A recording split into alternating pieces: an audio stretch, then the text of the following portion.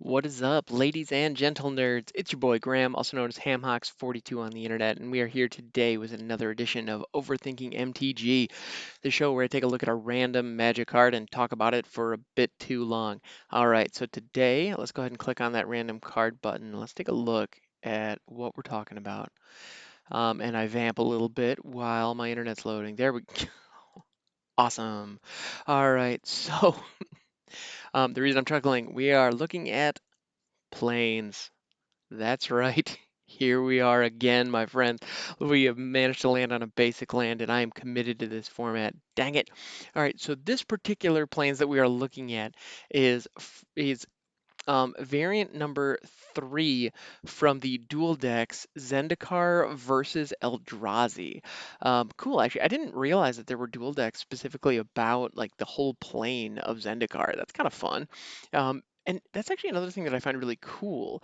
The flavor of the different worlds.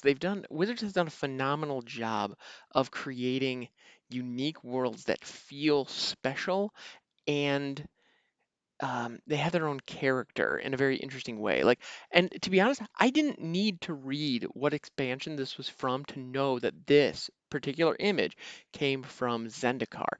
And the reason for that is the Hedrons. Now, exactly, I got to admit, I actually don't know that much about Zendikar lore-wise. It came out in my blind spot with the game. However, I do know the Hedrons. I've seen them everywhere, and because they are iconic in very much the same way that the crystals are iconic on Ikoria, or certain elements of the cityscape just pop when you're looking at Ravnica. So when you're looking at Zendikar, like whenever you see those hedrons, um, which if they're very large, like polygonal, like almost diamond shaped structures that are very uniform in their structure, and they're often depicted like hovering above the ground, um, or buried within the ground. Those two seem to be the very common ways that you find them. I understand that they had something to do with the Eldrazi because the Eldrazi were just absolutely everywhere on Zendikar. I'm not even going to try to claim to know the story, but in any case, the art styles that are leveraged like from a bunch of different artists, when you're still looking at this plane, it has its own flair and its own unique feel, so much so that even at a glance, you know exactly where you are when you're looking at these lands. And that's pretty common with a lot of different Magic sets. If you look at cards, or if you think about worlds like Ravnica, for example, like it's a city, it is Coruscant from Star Wars. Everything's a freaking city. And so when you're looking at a plains or you're looking at a forest, and you still see streets, and you still see like towering buildings. Like, okay, yeah, we're still in a city, even though this particular area is more wide open, or this particular area has trees, intermixed amongst the buildings in a way that other places don't. You're still in a city, because that is Ravnica. When you're looking at Zendikar, you have these hedrons. They're everywhere. When you're looking on Ikoria, you have crystals all over the place for some reason. I got to admit, I still haven't read that book, but anyway, um, the Wizards creative team does a phenomenal job of keying into little details that really pop when you're really looking for a sense of place, a sense of location, and that's really special. That's something that's really cool, and I feel like as players, it's easy to lose sight of that. It's easy to take that for granted. And I just want to say, I talk a lot on the show about different rulings, different interactions, weird combos, gameplay elements. But I do really, really, really want to give a shout out to the Wizards creative team, because this past year has seen a situation where the story itself has gone through some changes, and a lot of people are rather upset with how the story played out, and kind of rightfully so. The fact that Theros Beyond Death didn't have a novel is, well, it's kind of upsetting actually. And not only just because a set came out that didn't have a novel with it, but that was actually the set that picked up a story that was 6 years old that was beloved by fans, and that's the one that didn't have a novel. Like, that's a bad feeling, and especially because as someone who wasn't around for the very first Theros block, I saw that as an opportunity to pick up this story that I heard was so great from so many other players, and it didn't really that set didn't really let me do that very well. That was kind of frustrating actually, and so much so that that actually came out at the same time that I was figuring out what the format for this show was going to be, and I was actually seriously considering doing audio productions of short stories that were available on Wizard's website, with the assumption that there would be some form of story moving forward. So, fan audio versions of those was something I was seriously considering producing. And then everything happened with those stories, and it's like, maybe we'll get there someday, but I'm gonna wait for them to sort that out first.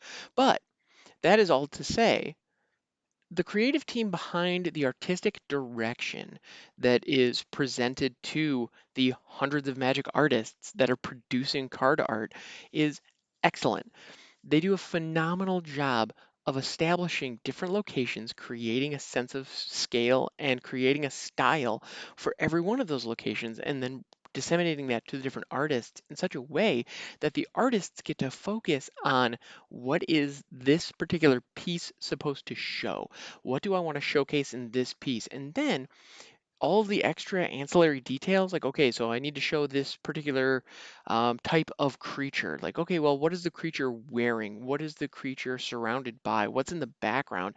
All of that stuff, the Wizards creative team, presumably, I've seen a couple of like style guides that they put out there for some of the other planes, and it's great. They do a phenomenal job of handing the artists everything they need to know so that, okay, if you know that you want to have so okay, you're creating a white creature, for example, and you know you want to have a building or some kind of structure in the background. Like like the composition of the shot, you want to have some kind of something with some weight, like over here in the frame.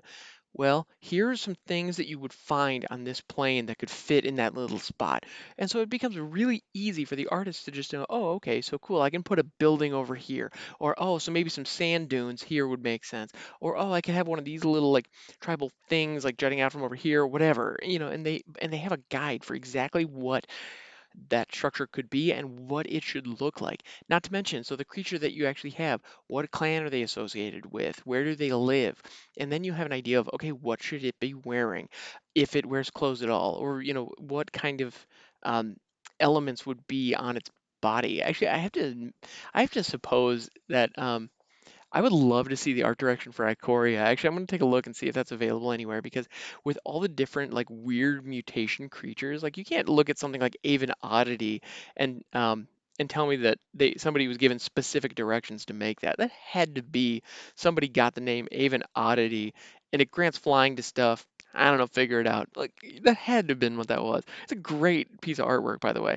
Um, but with all the crazy mutation creatures, what's the through line? What's the consistency there? I don't know. But there had to be one because at the end of the day, when you're looking at those cards, there is a certain feel. You have the crystals in the landscape. All right, you have big, weird creatures. Now that I'm thinking about it, there are a number of them that have like six legs.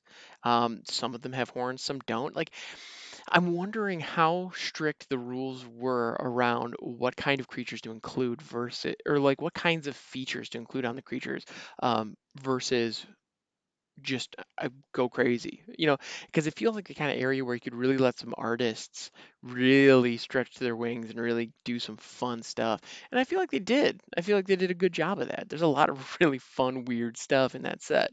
And I don't know. It's fun. It's cool. I'm here for it. But anyway, so we're not talking about that right now. We're talking about the planes. We're talking about this particular one, which is clearly set on Zendikar. And I knew that it was set on Zendikar the moment I saw it because Zendikar is so iconic. But the truth is, a lot of planes are very iconic. And just, I love that element of magic.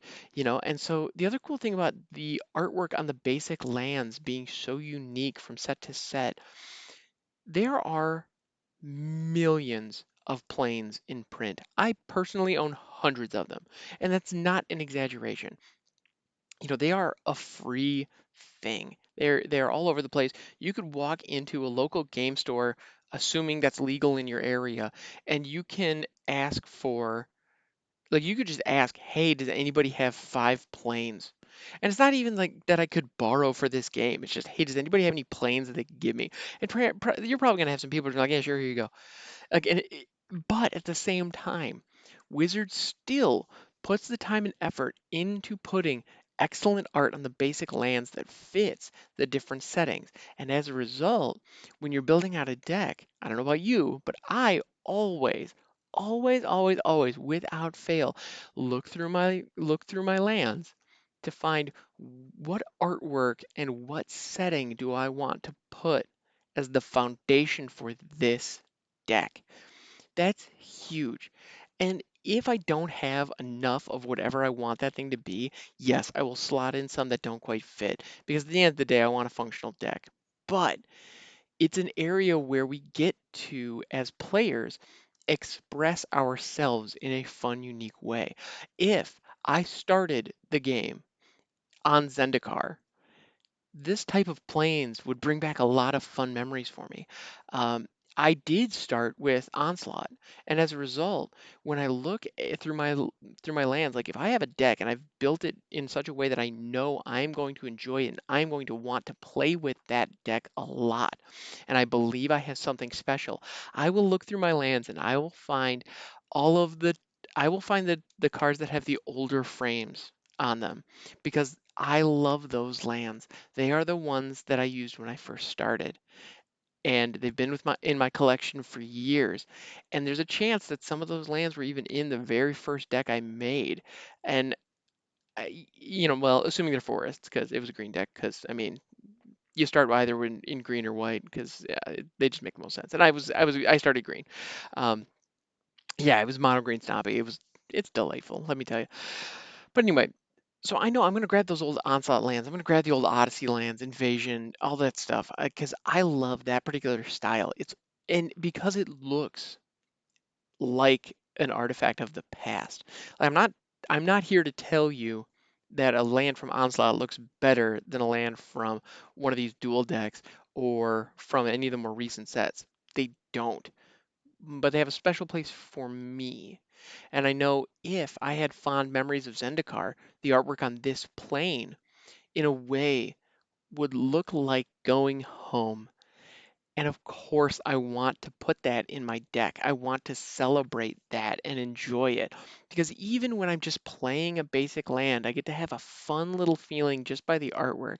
And if you take the time to appreciate these details and really relish in the richness that is in this game at all levels, oh man, it's just such a wonderful experience. And so I love talking about lands, to be honest. It's funny, every single time one of these basic lands comes up on the show, I'm always just like, all right, well, here we go again. And then like a half an hour later, I'm like, can you guys, how cool is this, right? Yeah, anyway, because at the end of the day, this show is just I just want to talk about the stuff that I find really cool. And this particular artwork on this particular planes just kind of sparked that thought. And yeah, I don't know. It's been fun. This is really cool. I like it a lot. So this has been Planes Variant 3 in the dual decks Zendikar versus Eldrazi. And yeah, just the Hedrons are in full effect. We also have some kind of pyramid structure.